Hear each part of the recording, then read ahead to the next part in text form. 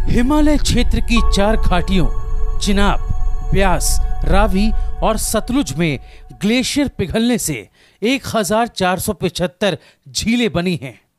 इनमें से 68 झीलें 10 हेक्टेयर से ज्यादा क्षेत्र में फैली हैं। ग्लोबल वार्मिंग के कारण तापमान में वृद्धि होने से ग्लेशियर तेजी से पिघल रहे हैं। इस कारण झीलें बन रही हैं। झीलों में आ रहे परिवर्तन पर जलवायु परिवर्तन केंद्र के वैज्ञानिक सैटेलाइट से नजर रख रहे हैं। ग्लेशियर्स के तेजी से पिघलने के कारण झीलों का क्षेत्रफल लगातार बढ़ रहा है।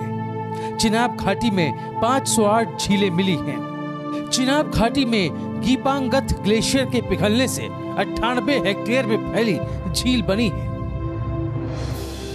ये झील हिमालयन क्षेत्र में सबसे बड़ी बताई जा रही है।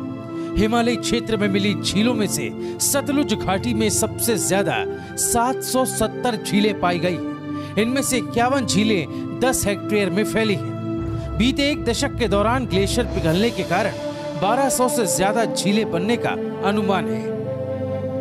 हिमालय क्षेत्र में बनी झीलों का वैज्ञानिक 5 साल से अध्ययन कर रहे हैं। अध्ययन के दौरान सामने आया कि ग्लेशियर पिघलने से हिमाचल की नदियों में पानी की मात्रा में 3 से 4% तक वृद्धि हुई है। आने वाले सालों में पानी की मात्रा में और बढ़ोतरी होने की संभावना है। हिमालय क्षेत्र में बनी झीलों का वैज्ञानिक 5 साल से अध्ययन कर रहे हैं। क्या इन झीलों पर पर्यटन गतिविधियां शुरू की जा सकती हैं? वैज्ञानिक इससे इनकार करते हैं, क्योंकि एक तो बर्फीले क्षेत्रों में होने के कारण इन झीलों तक पहुंचना बहुत मुश्किल है। दूसरा, इन क्षेत्रों में लोगों के जाने से तापमान बढ़ेगा और ग्लेशियर पिघलने में और ज्यादा तेजी आएगी। हिमाचल प्रदेश के पर्यावरण विज्ञान और प्रौद्योगिकी परिषद के सदस्य सचिव निशांत ठाकुर ने बताया कि हिमालय क्षेत्र में ग्लेशियर पिघलने से बनी झीलों की निगरानी की जा रही है। ये देखा जा रहा है कि इन झीलों से क्षेत्र में क्या परिवर्तन आ रहा है। जो हमने झीलें हैं, हमने झीलों का इनको 3 अलग कैटेगरीज डिफाइन किया है, जो हम जिसे चिन्हित करते हैं। एक 5 हेक्टेयर से कम, एक 5 हेक्टेयर से 10 हेक्टेयर तक और तीसरा 10 हेक्टेयर से ज्यादा। तो इस तरह से हमारे चिन्हित करने का एक प्रकरण होता है, एक तरीका होता है जिस तरह से हम चिन्हित करते हैं।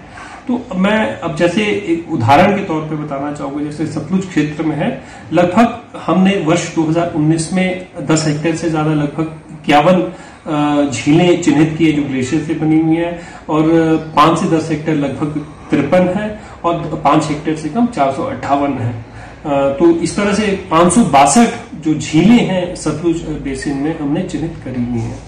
तो ये इस प्रकार से डेटा, और ये डेटा चेंज होते रहता है। जैसे कि मैंने कहा, क्योंकि अब हम हायर रेजोल्यूशन पे कार्य कर रहे हैं, तो हम इस कहीं ना कहीं हमें और झीलें और ग्लेशियर चिन्हित करने में हमें और मदद मिलेगी। हिमाचल प्रदेश के पर्यावरण वैज्ञानिक और प्रौद्योगिकी परिषद के प्रधान वैज्ञानिक एस रंधावा ने बताया कि हिमालय क्षेत्र की 4 घाटियों में 10 हेक्टेयर और उससे ज्यादा क्षेत्र में फैली झीलों की लगातार निगरानी जरूरी है। इन झीलों का आकार बढ़ना खतरनाक है।